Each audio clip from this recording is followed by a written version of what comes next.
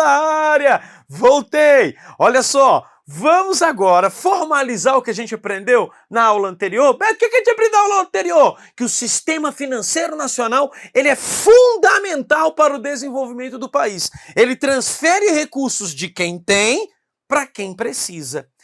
O maior problema de um país sem sistema financeiro é que diretamente você não tem segurança jurídica, segurança mesmo de que ao emprestar o dinheiro para alguém, essa pessoa vai te pagar. Com o sistema financeiro forte, isso não vai acontecer. O sistema financeiro forte vai permitir que haja, portanto, uma segurança para todos os participantes. E aí vem uma pergunta que eu faço para você. Beto, quais são os requisitos para termos um sistema financeiro forte e pujante? E aí? E aí? Bom, aí nós vamos ter 3 requisitos fundamentais para termos um sistema financeiro forte e pujante. Primeiro, só existe sistema financeiro forte se houver proteção ao poupador. Proteção ao poupador. Beto, quem que é o poupador? Aquela pessoa que está guardando dinheiro. Essa é a proteção ao poupador. E eu também preciso ter proteção ao tomador de recursos.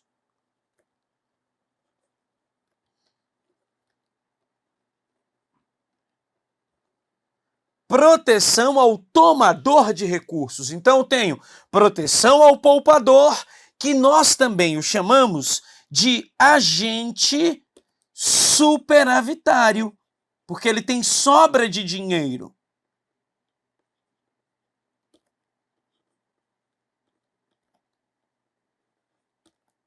Agente superavitário. O tomador de recursos, ele pode ser chamado de investidor.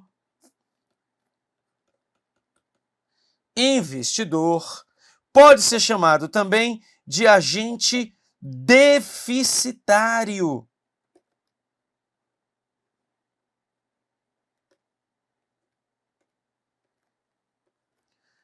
Ele tem falta de recursos financeiros. Tudo bem? Então eu tenho proteção ao poupador, proteção ao tomador de recursos e também temos aqui, ó, proteção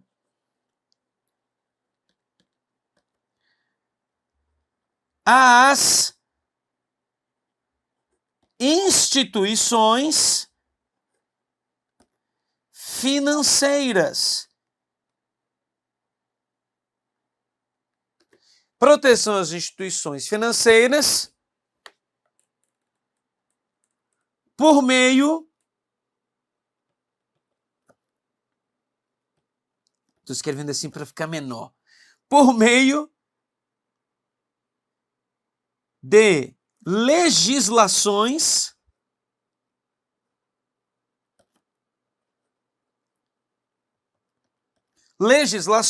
normatizadoras. Ou seja, eu vou criar um corpo normativo, eu vou criar um conjunto de normas que tem por missão, tem por função maior dar segurança às próprias instituições financeiras. Dessa forma, todos estarão protegidos. Obviamente, tanto as instituições financeiras quanto os poupadores de recursos, aqueles que guardam dinheiro no banco, quanto aqueles que também estão pegando dinheiro emprestado junto ao banco.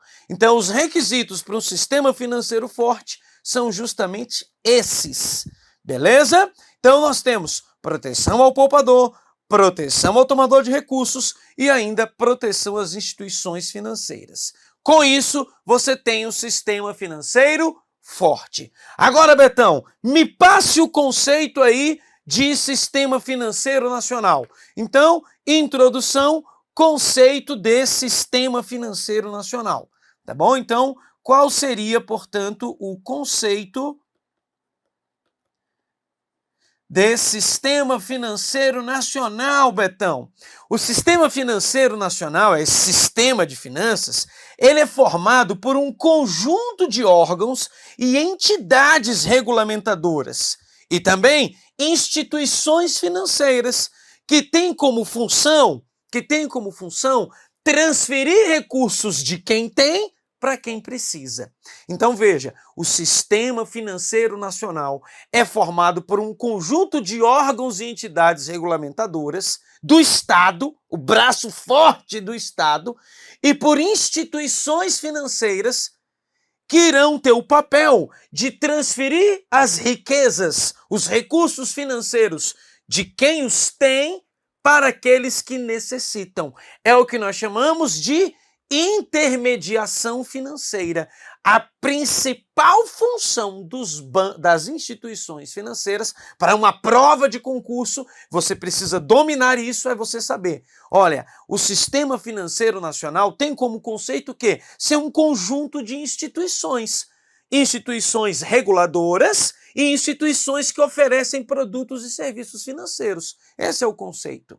Tá? E qual é a função desse sistema financeiro? A função é garantir, entre outras, a intermediação financeira, processo pelo qual os agentes que têm recursos financeiros excedentes transferem recursos para aqueles que necessitam desses recursos, que necessitam desses fundos, que necessitam dessas divisas, desse dinheiro, a partir da intermediação do sistema financeiro nacional. Isso não é feito diretamente, porque diretamente você não tem confiança. Então eu uso o sistema financeiro.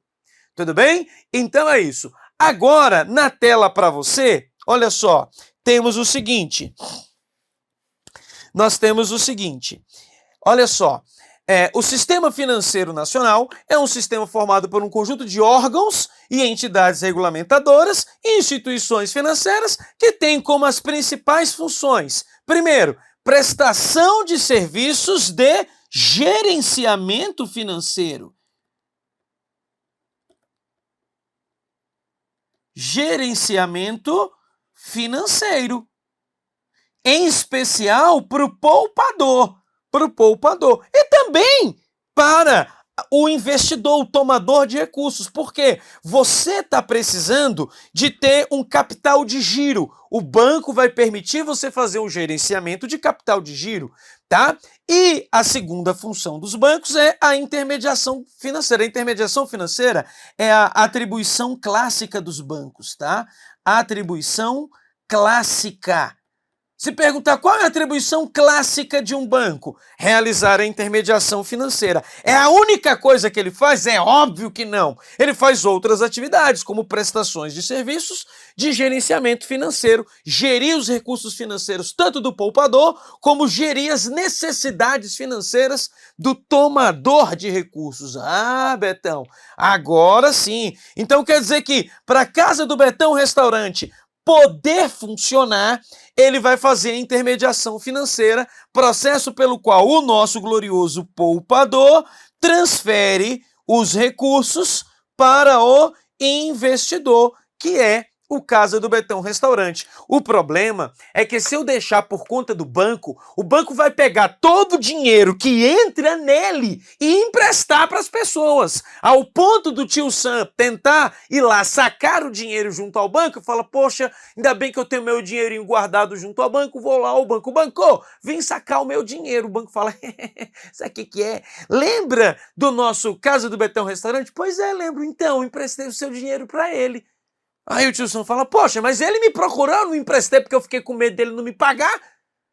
Aí tu emprestou meu dinheiro para ele, emprestei. Bom, mas isso é um problema seu com ele. Agora eu vim sacar meus R$1.000. Ele fala, sabe o que é? É que o Betão não me pagou ainda. Mas olha só, eu tô pressionando ele, eu tenho certeza que ele vai me pagar. Para te ajudar, tio Sam, eu já sei o que eu vou fazer. Sabe o que eu vou fazer por você? Eu vou pegar aqui os dados do Casa do Betão Restaurante, o endereço dele, CPF dos sócios, CNPJ, tudo, e vou passar para você ir lá fazer a cobrança dele. para você ir lá fazer a cobrança dele. Mostra aqui na tela para os meninos aqui, ó. Mostra aqui na tela.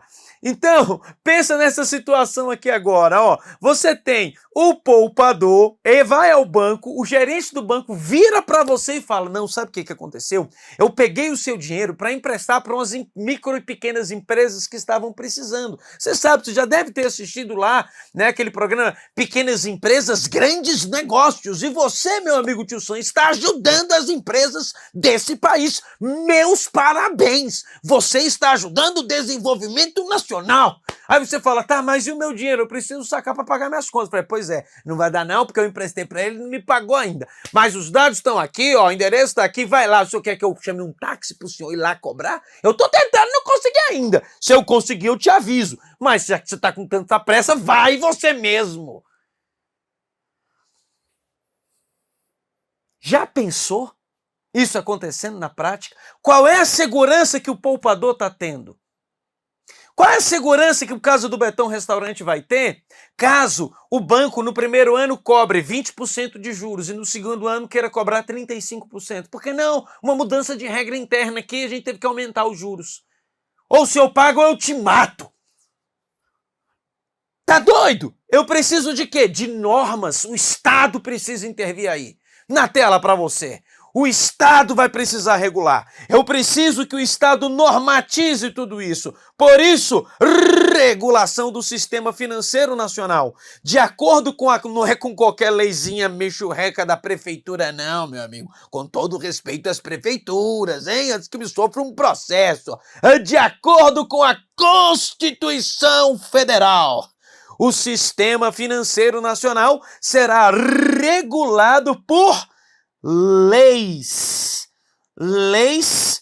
Uma leizinha qualquer, Beto? Uma leizinha ordinária qualquer? Não. Será regulado por leis complementares. Leis complementares. Tá bom? Então, o sistema financeiro nacional será regulado por leis complementares. Saiba que nós temos diversas modalidades de leis. Lei ordinária, lei delegada, medida provisória, lei complementar. A mais robusta, aquela lei que é mais difícil de ser aprovada no Congresso Nacional, é a lei complementar. Isso quer dizer o quê? Uma vez que você tem um sistema financeiro forte, não é fácil você mexer nas regras. Beto, por que não? Porque eu preciso dar segurança jurídica para o sistema financeiro. Se eu coloco que o sistema financeiro ele é alterado, completamente modificado por qualquer leizinha ordinária que se faça aí, com poucos votos se aprovaria, por exemplo, você vem para o Brasil abrir um negócio achando que a regra do mercado é uma, e pouco tempo depois essa regra muda com muita facilidade. Como é que eu faço para não ter mudanças na legislação do sistema financeiro ao sabor do vento e a qualquer momento, assim? Eu dificulto, vai ser regulado por lei, mas uma lei forte, a denominada lei complementar. Fique atento, portanto, a esse detalhe. De acordo com a Constituição Federal, o sistema financeiro nacional será regulado por leis complementares. E aí eu trago para você aqui o artigo da Constituição, artigo 192 da Constituição Federal, que diz o seguinte: o sistema financeiro nacional estruturado de forma... Eu falei para você que o objetivo dele era esse. O sistema financeiro nacional estruturado de forma a promover o desenvolvimento equilibrado do país e a servir aos interesses da coletividade em todas as partes que o compõem, abrangendo as cooperativas de crédito, será regulado pelo quê? Por leis complementares, que disporão, inclusive, sobre a participação do capital estrangeiro nas instituições que integram o sistema financeiro nacional. Duas coisas precisam chamar a atenção, que na verdade três, né? O sistema financeiro, ele visa o quê? Promover o desenvolvimento equilibrado do país e a servir aos interesses da individualidade, ao servir aos interesses dos donos de bancos, não, servir aos interesses da coletividade. Isso em todas as partes que compõem o sistema financeiro. E esse sistema vai contar com as cooperativas de crédito. A pergunta que eu te falo é: por que que a Constituição parou o mundo? A Constituição parou o mundo para citar um tipo de instituição que está dentro do sistema financeiro. O porquê que a Constituição parou tudo e falou: ô, vocês aí do sistema financeiro, não deixem de fora as cooperativas de crédito. É com a participação delas. Concorda que deve ter algo aí que alguém que manda nesse sistema financeiro não queria que as cooperativas participassem? E só vão participar por quê? Porque a Constituição Federal falou com a participação das cooperativas. Sabe por quê? Porque é um tipo de banco sem fins lucrativos. Só isso, é só isso. Um banco sem fins lucrativos. Hã? Será que as taxas de juros cobradas nos empréstimos e financiamentos lá serão menores ou não? E aí, qual foi a vez que você procurou uma cooperativa para obter um financiamento? Beto, mas eu nem sabia que isso existe. Sabe? Você já deve ter visto uma plaquinha escrito Cicobi. Já ou não já? Fala a verdade. Ai, Beto, é que eu só olho passando pelo celular. Então olha nesse danado desse celular aí, pega o aplicativo e põe Cicobi. Sicredi. Bancob. Das cooperativas. Entra no site do Banco Central, lá tem a lista de todas as cooperativas. Só tem um detalhe: para você poder pegar dinheiro emprestado na cooperativa, você tem que ser cooperado. E para você poder pegar dinheiro emprestado, aliás, se para você ser cooperado, você precisa fazer um depósito antes. Por exemplo, eu quero pegar R$5.000 emprestado. O senhor tem conta aqui? Não, quero abrir agora. Beleza, abriu. O senhor vai depositar quando? Não, eu estou precisando de 5 mil. Não, mas para você poder fazer empréstimos, você tem que ter um tempo de conta aberta e precisa fazer alguns aportes iniciais. Ah, é? Então tá bom, eu vou ali em casa já eu volto. É por isso que não deu tão certo, porque brasileiro é imediatista. Se o brasileiro pensasse: opa, eu vou abrir uma conta na cooperativa agora que eu tô tranquilo, deposito R$500 lá e vou poder depois, daqui a 6 meses, pegar até 5 vezes esse valor que eu depositei lá, 2.500. Olha, essas regras valiam de cooperativa para cooperativa. Estou dizendo aqui uma possibilidade, é anormal que acontece. Mas a cooperativa de crédito, ela vai te oferecer a menor taxa de juros. Beto, você disse que é sem fins lucrativos, e esses juros que eles cobram? Esses juros é para remunerar quem botou o dinheiro lá. Esse dinheiro que a cooperativa está cobrando de juros, essa taxa que está sendo cobrada, vai ser distribuída para quem tem conta na cooperativa. Não vai para o dono do banco, não, porque não tem dono. Donos, na verdade, tem dono. Todos os cooperados são donos da cooperativa. Ah, Beto, eu não sabia disso. Você acha que Santander queria isso? Você acha que Itaú queria isso? Você acha que Bradesco queria isso? Vou além. Você acha que Banco do Brasil e Caixa queria cooperativa? Queria nada. Por quê? Porque elas não têm fins lucrativos. Tá bom? Então é isso, gente. Por isso que as cooperativas estão aí. O sistema financeiro, portanto, abrange as cooperativas, é regulado por leis complementares, não é por outro tipo de lei, já caiu em prova dizendo que era lei ordinária. Eu lembro, sabe por que eu lembro disso aqui? Porque eu fui o primeiro a falar isso aqui no presencial. Cheguei no presencial e falei: ó, essa prova aqui, o Sebrasp vai perguntar se o sistema financeiro é regulado por lei ordinária. Ou vai regulado por lei complementar ou não. Fica atento, você não precisa nem saber qual é a diferença de lei ordinária para lei complementar, quórum de votação, não precisa saber nada disso. Só tem que lembrar que é lei complementar. Se falar que é lei ordinária, emenda à Constituição, medida provisória, tá errado. Pouf, chegou na prova, tava lá. É assim, tá? Então, vambora, tá? O detalhe que eu preciso que você entenda agora é o seguinte: Beto, esse negócio de participação do capital estrangeiro nas instituições do sistema financeiro. Até 1992, nós não tínhamos o capital estrangeiro ingressando no Brasil. Vamos botar assim, um pouco antes, Constituição de 1988. Haviam sérias barreiras para que o capital estrangeiro funcionasse dentro do país. E mesmo assim, regras de indústria automobilística estrangeira ingressar no país, havia uma série de dificuldades. Havia o governo Fernando Collor, e aí já abriu os portos, e aí foi passando o tempo, veio o FHC, vem vindo Lula, vai vindo os governos brasileiros, e aí o que o Brasil resolveu fazer? Cara, vamos disputar com o mundo, vamos concorrer lá fora e pedir também que eles concorram aqui. Então, abriu-se a possibilidade do capital estrangeiro ingressar aqui no sistema financeiro brasileiro. Mas para isso havia a necessidade do governo brasileiro aceitar que um banco estrangeiro funcionasse no país. E a regra era o seguinte: eu preciso de uma lei complementar para regular como um banco estrangeiro entra no Brasil. O problema é que nós tínhamos uma legislação desatualizada de 1964. A Lei 4595 de 64 trazia um dispositivo que possibilitava um banco estrangeiro a funcionar no país. Ele dizia o seguinte: mediante decreto do Poder Executivo ou autorização do Banco Central, é possível um banco estrangeiro a funcionar no país. Só que a Constituição de 88, no ato das disposições transitórias, disse o seguinte: até se fazer uma nova lei,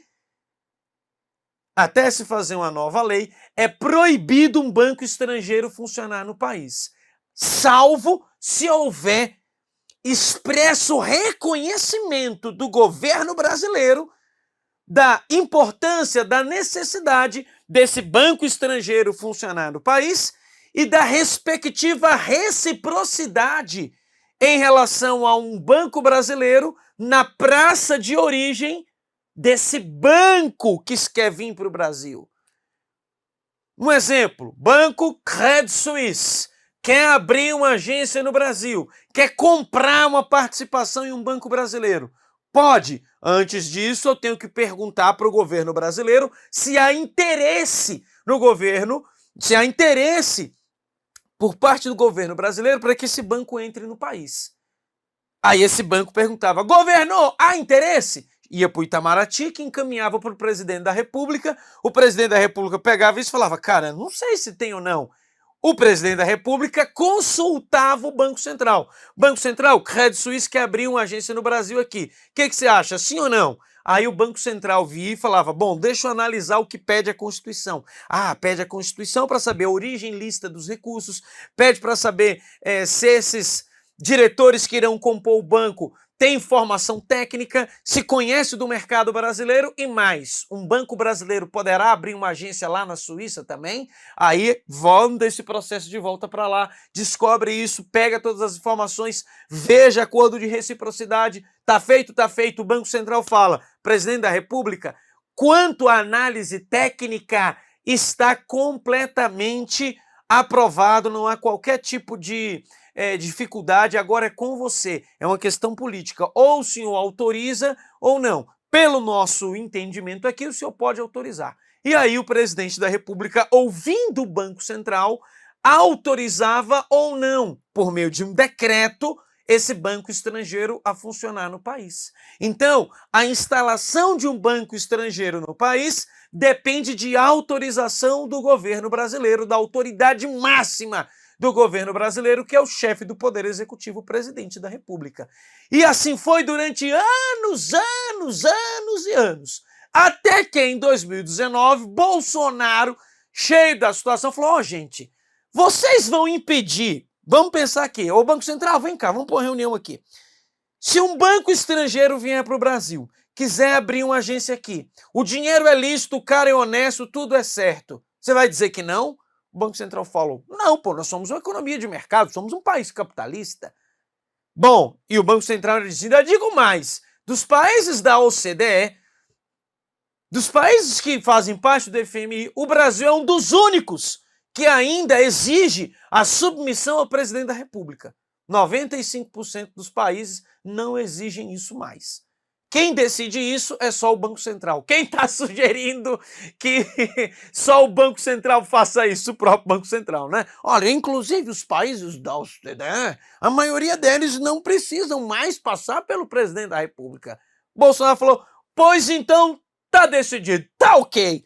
Banco Central, a partir de hoje, 2019, decreto 10.029, eu delego para você, Banco Central, presta atenção, eu delego para você, Banco Central, a autoridade, a competência para reconhecer como de interesse do governo brasileiro a instalação no país de um novo banco estrangeiro ou o aumento do capital estrangeiro das instituições que aqui já estão.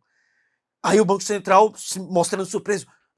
É sério, presidente da República? É sério que o senhor vai fazer isso? Sim, é claro, né? Eu percebi aqui na minha mente que eu acho que isso vai ser muito bom, vai agilizar essa entrada desse banco estrangeiro, Banco Central. Sei, não fui eu que falei, né? Então, o Banco Central que já fazia todo o trâmite, já fazia todo o processo, a menos que houvesse uma questão política, diplomática muito forte entre os países, é que esse banco não seria aprovado. Então falou assim, não, ó, isso aqui é só uma formalidade boba. Eu, presidente da República, delego. Presta atenção, de quem é a competência para o banco estrangeiro funcionar no país? A competência originária é do presidente da República. Essa competência originária está delegada a quem? Ao presidente do Banco Central. Se perguntar na sua prova, quem é hoje que autoriza um banco estrangeiro a funcionar no país? Presidente da República ou Banco Central? Me fala aí. Quem é? Hoje, Banco Central do Brasil. Por meio de uma resolução do Banco Central do Brasil. Pergunta número 2. Essa atribuição que hoje está com o Banco Central, ela é originariamente de quem? Do presidente da República. Um eventual próximo presidente pode mudar essa regra? Falar, não. Ô, Banco Central, estou cassando essa delegação de competência, estou revogando essa delegação e agora eu assumo de volta. Pode acontecer? Pode. Até o mesmo próprio presidente pode fazer isso sem a necessidade aí de qualquer outra formalidade, porque ele apenas delegou. Mas se a pergunta for quem é que autoriza um banco estrangeiro a funcionar no país, não vai dizer que é presidente da República. É o presidente do Banco Central. Beto, legal isso que você está me falando aí, mas não vi isso em lugar nenhum. Me prova. Eu provo. Não é só o atenção que está aqui. Olha só. Cabe ao Banco Central e não ao presidente da República a autorização para que as instituições financeiras estrangeiras funcionem no país. Por meio do decreto 10.029, por meio do qual o presidente da República delegou ao Banco Central o reconhecimento como de interesse do governo brasileiro para a instalação no país de agências de instituições financeiras estrangeiras, bem como o aumento do percentual de participação de pessoas físicas ou jurídicas residentes ou domiciliadas no exterior, no capital de instituições financeiras com sede no país. Resumidamente, Banco Central é você que reconhece como de interesse do governo brasileiro o banco estrangeiro vir para cá. Antes dessas medidas, apesar de serem analisadas pelo Banco Central, dependiam de autorização do presidente, sendo o Brasil o único país dentre as maiores economias do mundo que ainda dependia desse tipo de autorização. Então, aí, no caso, a gente teve, portanto, uma atualização, tá bom? Bom, e para a gente fechar aqui esse bloco, ó, a intermediação financeira, a definição dela, temos aqui, é a atividade em que a instituição financeira capta recursos financeiros do poupador, agente superavitário, e disponibiliza para os tomadores, o agente deficitário, tá bom? Então, o que é intermediação financeira? Transferir dinheiro de quem tem para quem precisa. Tá? Beto, qual é a vantagem, quais são as vantagens para o poupador de realizar essa operação? Quais seriam as vantagens? Bom, primeiro, ó, proteção dos recursos. Segundo, participação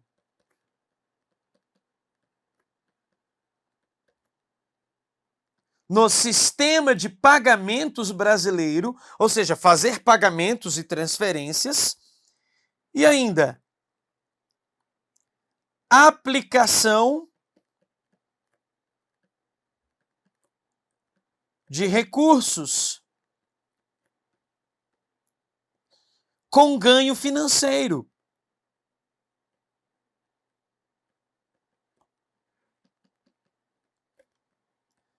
Eu só coloquei de forma bonitinha, porque é o quê? É não ser assaltado, poder transferir dinheiro, fazer pagamentos, tá? Fazer aqui transferências e aplicar seus recursos com a juros, ganhando dinheiro. Vantagens para o tomador: pode financiar projetos,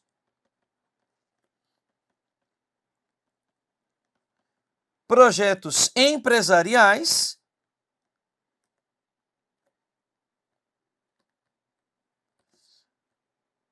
realizar sonhos,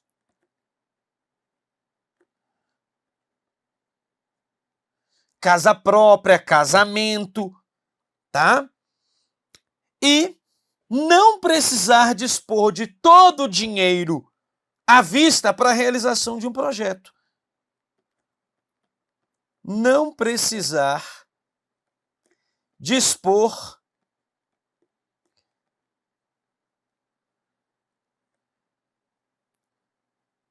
da totalidade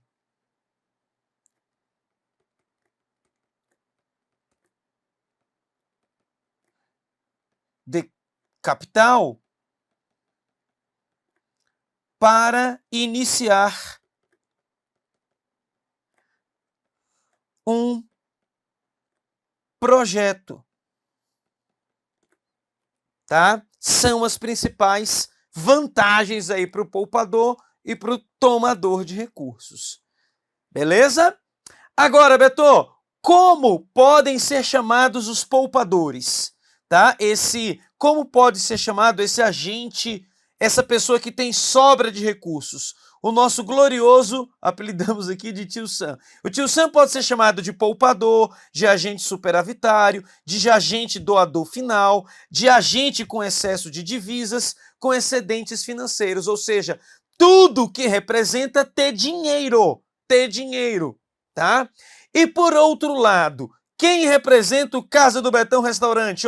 Ele vai ser chamado de investidor, tomador de recursos, agentes deficitários, agente carente de recursos, agente com escassez de recursos financeiros, também chamado de devedor financeiro. Só tem um detalhe aqui. O Tio Sam também pode ser chamado de investidor. Só que com um detalhe: investidor financeiro. Hoje no Brasil é muito comum as pessoas chamarem de investidor aquele que deposita dinheiro no banco. Se a expressão for apenas investidor, investidor não é quem deposita o dinheiro no banco. Investidor é aquele que investe na economia real, investimento econômico, tá? Então nós temos, quando eu falar, Beto, quem é o investidor? É o investidor econômico, mas eu não preciso dizer investidor econômico. Eu digo apenas investidor. É aquele que vai pegar o dinheiro para abrir um negócio. Tá bom? E eu vou chamar de investidor financeiro aquele que vai pegar o dinheiro e aplicar no mercado financeiro. O dinheiro do mercado financeiro vai ser utilizado para ser transferido para quem precisa abrir um negócio. Quem é que precisa abrir um negócio? O investidor. Eu preciso dizer investidor econômico? Não. Regra geral para sua prova: investidor é aquele que capta recursos para abrir um negócio, seja um negócio no mundo físico ou um negócio no mundo virtual, no mundo online. Tudo bem? É isso que tem que ficar claro para você. Beleza, então, investidor financeiro é o poupador. Investidor apenas é o tomador de recursos. Beleza? E justamente para a gente fechar essa parte, Spread bancário é a diferença entre a taxa de juros que o banco paga para quem lhe empresta dinheiro. Oh, que legal, tio Sam, então você me emprestou aqui teu dinheiro, eu vou te pagar 7% ao ano. E o banco, aqui ó, é a diferença entre a taxa de juros que o banco paga para quem lhe empresta dinheiro, o tio Sam, e a taxa que o banco cobra quando empresta. Se for cheque especial, como eu te disse, 150% ao ano. O lucro dele, lembra que eu falei para você do lucro bancário ou spread bancário,